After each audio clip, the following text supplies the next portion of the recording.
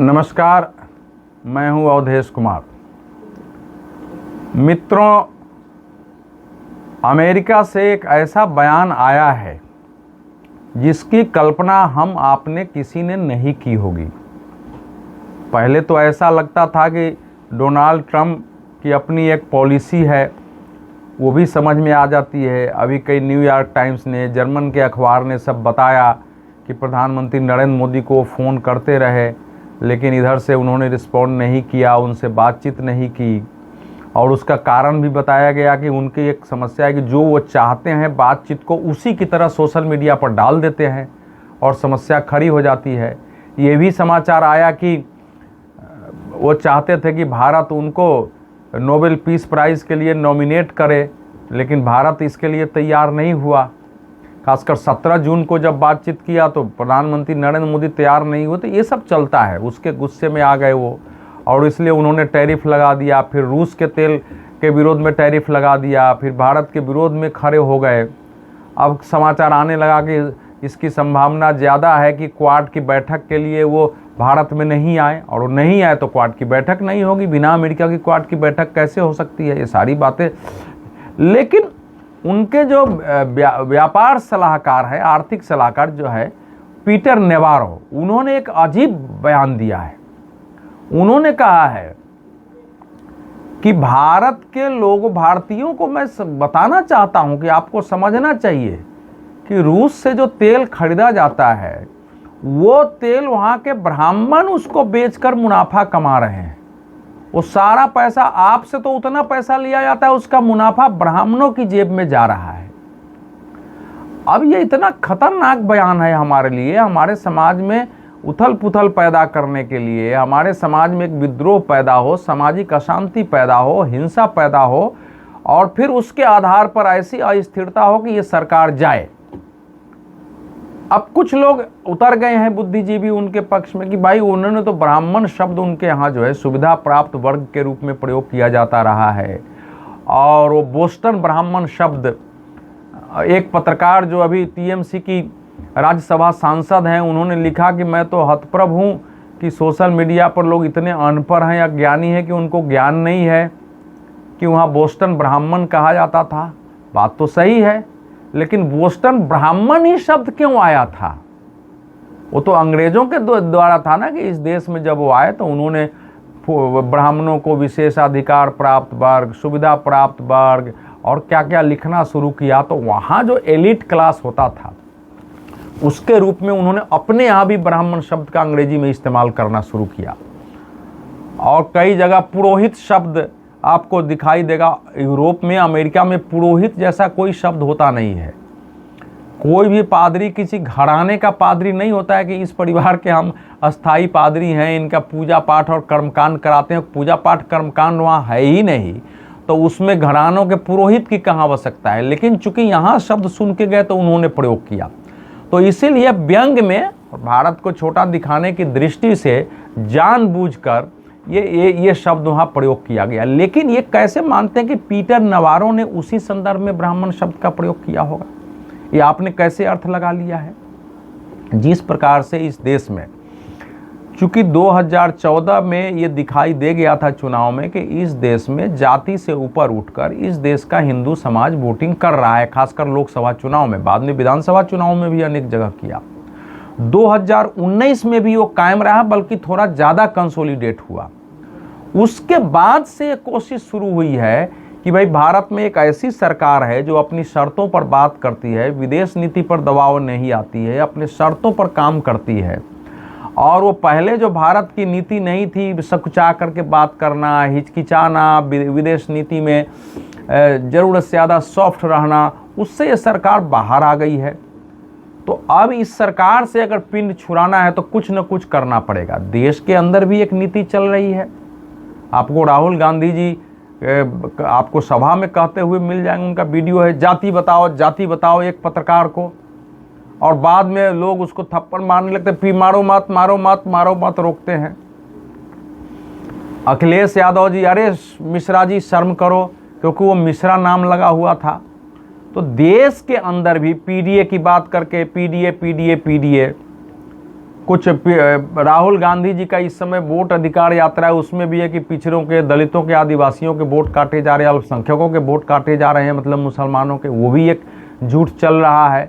फिर जातीय जनगणना की मांग कांग्रेस ने कभी नहीं की। कांग्रेस ने जातीय जनगणना को समाप्त किया था पहले कैबिनेट ने।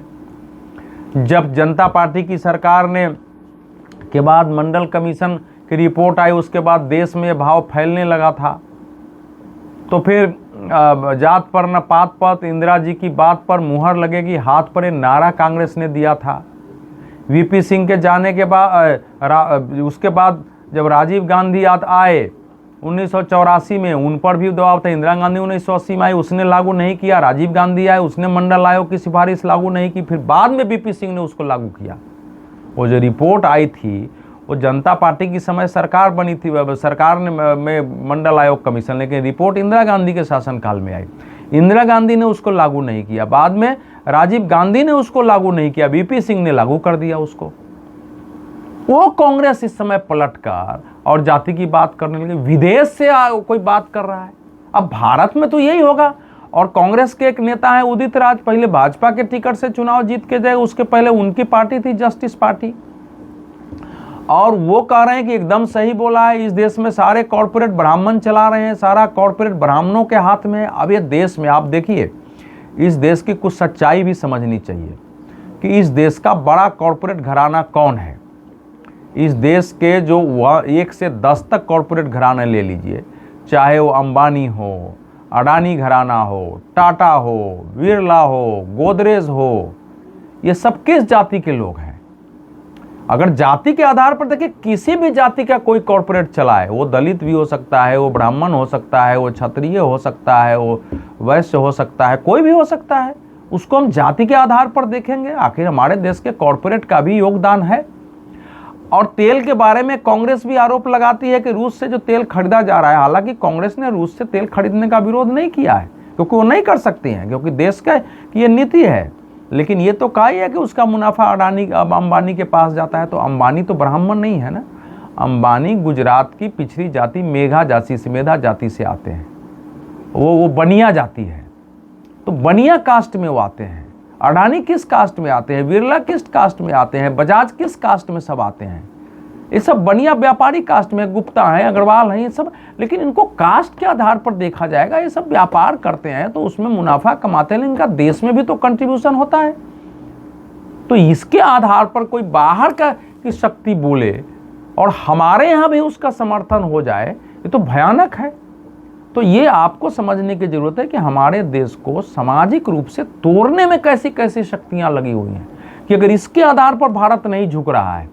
और उनका बयान भी देखिए, बोले कि Narendra Modi is a great leader, Bharat जो है एक दुनिया का सबसे बड़ा डेमोक्रेटिक कंट्री है। फिर नरेंद्र मोदी चीन के राष्ट्रपति शी जिनपिंग और पुतिन से क्यों उनसे मिल रहे हैं?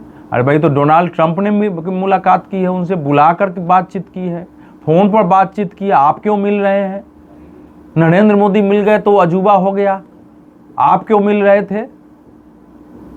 तो अब आप, ये है पॉलिसी, और इसके आधार पर देश में एक उथल पुथल पैदा करने की नीति चल रही है। हमारे देश में भी चली है, कभी संविधान खत्म हो जाएगा, कभी आरक्षण खत्म हो जाएगा, इसके आधार पर भड़काया जाए कुछ जातियों को, वोट आपका छीना जा रहा है, इसके आधार पर कुछ भड़काया जाए। और राहुल गांधी जी ने संजोग से जो 3 वोटर लिस्ट में जो एक परिवार का नाम दिया, 2 वोटर का नाम दिया, वो सब तथा कथित अगड़ी जाति से आते हैं कर्नाटक में, तो वो जानबूझ करके वो नाम दिए गए क्या, ये भी समझने की ज़रूरत है वहाँ। और जिस क्षेत्र का उन्होंने वर्णन किया है, उस क्षेत्र में आंकड़े ऐसे बता रहे हैं कि उस क्षेत्र में ज़रा कुछ ऐसी जातियों की संख्या ज़्यादा है जो ज़्यादा उत्तेजित और उद्वेलित हो सकते हैं, जिनका असर देश में भी हो सकता है। तो ये सब पॉलिसी देश के बाहर चल रही है। अब इसलिए देखना पड़ेगा कि अमेरिका की ये पॉलिसी कैसे निर्धारित हो रही है। डोनाल्ड ट्रंप जिस ढंग से पाकिस्तान के जनरल आसिफ मुनीर को बार बार बुलाकर बात कर रहे हैं, उनके साथ समझौते कर रहे हैं, तेल का तो गैस का समझौते कर रहे हैं, और उनके यहाँ इन्वेस्टमेंट की बात कर रहे हैं, और उनको महान देश बता रहे हैं, वो सब पॉलिसी क्या ये सब जुड़ी हुई है कि भारत में अस्थिर सरकार हो, भारत के लोकसभा में किसी को बहुमत न मिले, ताकि एक कमज़ोर सरकार हो कि हम अपना इंटरेस्ट पूरा कर सकें, या भारत सीना तान के पूरा आंख से आंख मिलाकर बात करने की स्थिति में नहीं रहे और दबाव में आ जाए, बाध्य हो जाए, क्योंकि वहाँ के कुछ पार्टियों को अपने साथ लॉबी से मिला लिया जाए। ये चलता रहा है हमारे देश में। और हमारे देश में गठबंधन की सरकारों ने बहुत स्तरों पर समझौता किया है, विदेश नीति तक पर दबाव में समझौते करने पड़े हैं। ये सरकार वो नहीं करी, लेकिन सरकार कोई जाए और आए, देश में जातीय आधार पर अगर विदेश की शक्तियाँ संघर्ष करने, उथल पुथल की कोशिश कर रही है, तो इससे हम सबको सावधान होने की ज़रूरत है। अपने देश में भी सावधान सतर्क हो जाए। और इसका रास्ता फिर वही है, ये मैं मानता हूँ कि हमारे देश में ऐसी जातियां हैं जिनको लंबे समय से, जिनके साथ छुआछूत भेदभाव हुआ है। हालांकि ये जितना बता रहे हैं उतना भी नहीं था पर कि यहाँ कोई सदी कि पहले से ही है हिंदू समाज में, इस बात के कालखंड में आए, लेकिन रहा है उनको अधिकारों से वंचित, ऐसे रहे हैं। तो जाए, अब उनके लिए आरक्षण की व्यवस्था है और सारी व्यवस्थाएं हैं, वो हो रही हैं।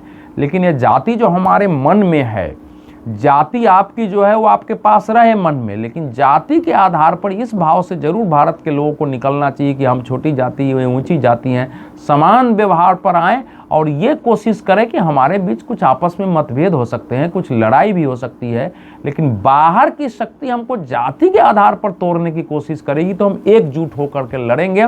और एकजुट होकर के कई बार मतदान करने की आवश्यकता होती है कि हम जाति से ऊपर उठकर एकजुट होकर हमने वोट दिया है। तो देश में आज इतना काम हुआ है कि देश में आतंकवाद पर हमले होते हैं, हमारा सीमा पार करके हम जा करके मार के आ रहे हैं, जो पहले कभी नहीं होता था। अमेरिका के दबाव के साथ हम नहीं झुक रहे हैं। हमारे पर टैरिफ लगा तो लगा, हालांकि टैरिफ पर हम बात कर रहे हैं, चाहते हैं कि अमेरिका से हमारे संबंध हो, लेकिन हम बातचीत कर रहे हैं और हम रूस से तेल ले रहे हैं। चाहे पूरा यूरोप नाराज़ हो जाए, दुनिया नाराज़ हो जाए, हम ले रहे हैं तो ले रहे हैं।